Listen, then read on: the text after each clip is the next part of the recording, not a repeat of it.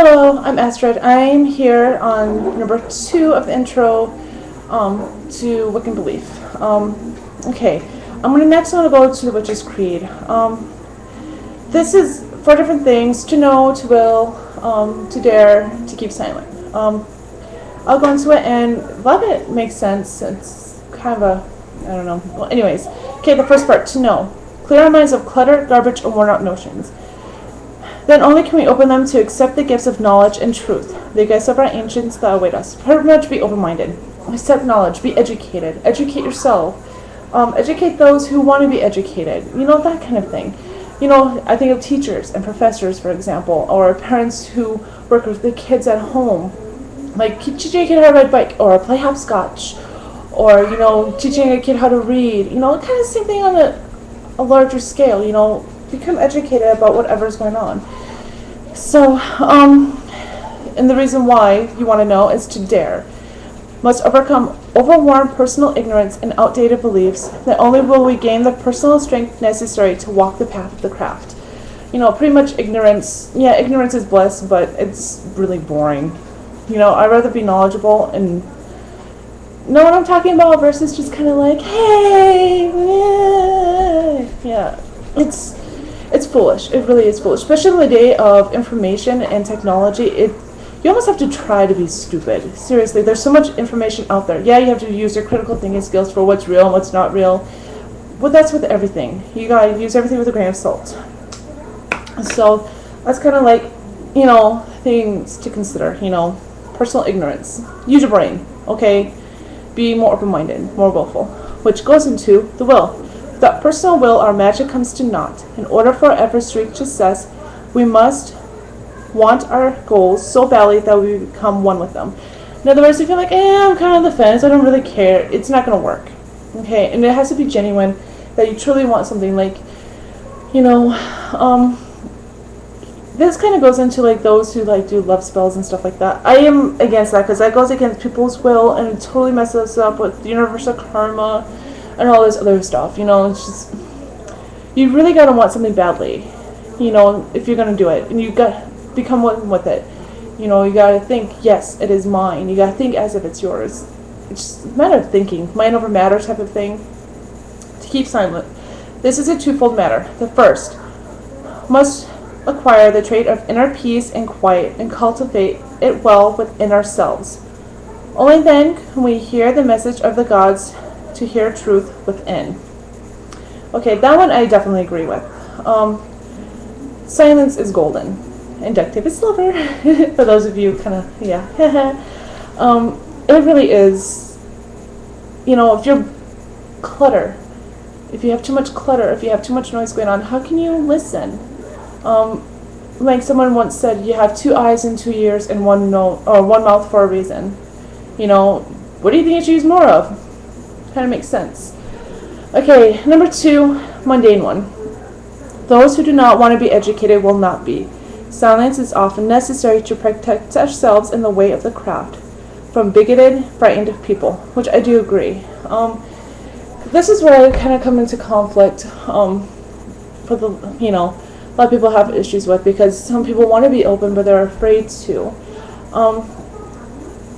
There's some things on a need-to-know basis. Like, I've worked a lot with adolescents and young adults, and they want to tell their parents, but they're afraid how they're going to react.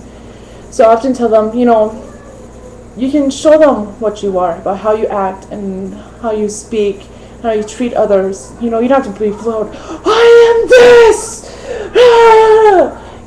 That may work for some, but it doesn't work for everybody. And so that's where the keep silent comes in, because there's still people being prosecuted in some parts of the world for what they believe in. And so it's a really big deal.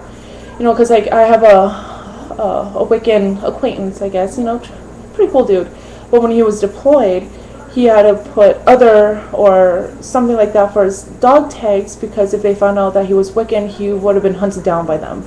That kind of thing. That's stuff going on, religious wars. I don't even want to get on that. It's just one of those things I just want to hit my head against the wall.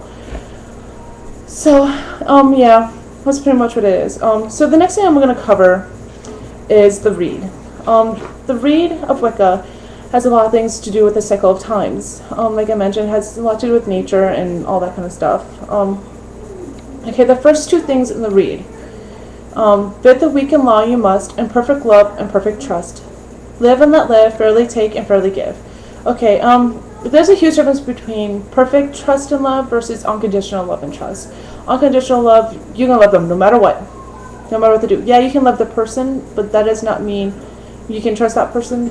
But why would you do unconditionally, especially if someone's continuously hurting you, mistreating you, lying, stealing, whatever, all those painful things, loving them still and still being with them for that, that's unconditional. No matter what you do, I will love you forever and ever and ever and ever. No. Okay, what makes that different from perfect trust and perfect love is you're still going to love the person, but that does not mean you love what they do. You know, because, like, for example, I mentioned I was married before. He was my first love. I truly, fully loved him, but he was unhealthy for me.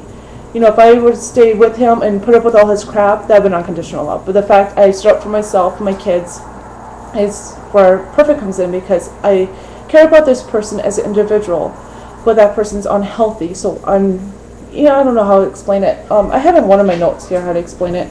See if I can find it. I might get into it a little bit later, because that goes into a whole other subject of love and trust, and it can get pretty wordy. So yeah.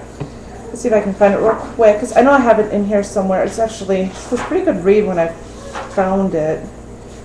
I might have it someplace else. I don't know. But like I said, I'll go through that a little bit later if I need to.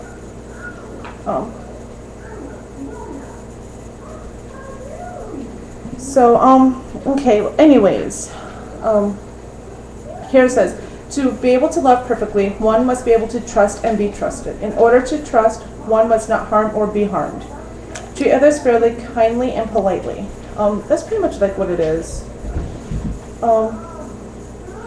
Yeah, unconditional love is not perfect love. All it means is that you love someone no matter what they do. The craft is accepting, generous, and loving. It is gentle and supportive. It's an ethical way of life. Yeah, blah, blah, blah, blah, blah. But yeah, like I said, unconditional love is not perfect love. All it means is that you love someone no matter what they do. Yeah, okay. So, it can be difficult to kind of distinguish between the two, but whatever. Okay, the next thing in the read. I guess I'm skimming out like this, stuff throughout the year. Let's see. Whenever you have a need, hark not to others' greed. You know, so in others, if you have something, don't go into someone else's greed. Okay, for those of you who don't know, I was actually an adult dancer for a short while. And I kind of going to use this as an example because I was in need of money. I was in need so I can have a place to stay and, you know, the basic necessities. But I went for others' greed because they wanted that type of entertainment, the whole stuff that goes along with that. So, you know, so that's one way someone can look at it, but someone else can also look at the same situation and view something completely differently, you know, like self-empowering. I'm doing things on my own, you know, independent, you know, because I was independent. I was an independent worker, you know. So it's kind of different things. With the fool no season spend, nor be counted as his friend. In other words, don't hang out with the ass or the jackass. You're better than that. Be above that. Because, you know, birds of a feather flock together, which means you become who you're around. You know, we're a product of an environment, or a reflection of our habitat. Whether or not we like it, we are. So, you know, if you want to be an ass, go hang out with the ass. If you want to be a wise guy, go hang out with the wise guy. If you actually want to be knowledgeable and expand yourself, hang out with those who are also trying that type of thing. Marry me and marry part. Warm the cheeks and warm the heart. In other words, come with open arms and open heart. You can't judge a book by its cover. I know I have been judged by a book's cover so many times, it's frustrating. So, yeah, definitely pretty much be kind and loving. There's no reason for it, you know. You don't know who they are. You don't know what they're about. Be kind and loving. True and love ever be unless thy love is false to thee. That's kind of like the perfect trust, perfect love thing. You know, it kind of works with that. True and love ever be unless someone's love is not true. You know. In other words, that also goes into like personal relationships, affairs, and stuff like that. Because I think even in the Bible it says that marriage is separated when there's adultery committed or something else. I forget what it is, but yeah. Anyways, this is the number one law that is pretty much the most common one. And harm none, do what thee will. In other words, don't harm anyone, as long as it hurts no one, do what you want. I do think this goes into an extended realm. Okay, some people think it's just magic and whatever. I think this goes beyond that. It's how you treat yourself, how you treat others, even your thought processes. Because I know I have been known to be really hard on myself. I am my number one enemy. So like I mentioned before, I forgot how I love myself, and it's a huge difference, you know. Because for example, let's say I went to go shoplifting. Okay, it's hurting me because I could legally get in trouble. Okay, if I get away with it, I get away with it. Okay, what about others? It's going to affect the employees, the store manager, the other customers. You know, because when you steal, they have to jack prices up so they can't afford the things that were taken. You know, and all the legal procedures that go along with that. So, you know, so prices will rise for everyone else. You know, everyone has to work harder, you know, just because of one act. Or let's say someone, you know, has a chance to start using substances, and they start becoming abusive. So they're harming themselves, you know. So not only that, eventually if it gets serious enough, you can start harming those who are really close to you and your relationships, not just your physical being, you know, but also, you know, all that kind of stuff that goes with it. So it also goes into what you don't do and don't say, as well as what you do and do, all that kind of stuff. So that's kind of what the harm none part means. And like I said, I was going to go into that with the whole love spell thing, because I know there's a lot of witchcraft and a lot of people do spells for this and spells for that. Okay, anything against a person's will is wrong. Okay, because think about it. How would you like if someone did that to you? You know, it's a golden rule. Don't do it to you if you don't want to. Don't do it if you don't want it done to you. Pretty much. So really consider stuff like that. I don't agree with. You know, I can understand if like a couple's having issues and they want to do one on themselves as a couple, you know, when both parties are in agreement of it. But let's say you have a crush on this really awesome person down the street and you're so in love with them and you want them to be in love with you. Yeah, don't do that. You know, I can understand, you know, doing a spell to bring love into your life, you know, to help like encourage it. Maybe that's kind of the fence. That's kind of the gray area, you know. But nothing like really more specific than that. And I don't know, it's really a gray area. It's like I said, it's on the individual. I wouldn't do a love spell. I wouldn't. My husband did, and that's how we met. So in a way, it's kind of good. Like I said, it's a gray area. Well, it really wasn't a love spell. He carried like a little satchel with like stuff in it to help attract, you know, love and whatever else. So, and hey, that's how we met. So I love him. He's great. Okay, well, that's pretty much what I'm going to start, leave off here. The next one is going to be part 3 of like the 13 principles again. So kind of let you know what it is and stuff like that. So okay, but thank you again for watching.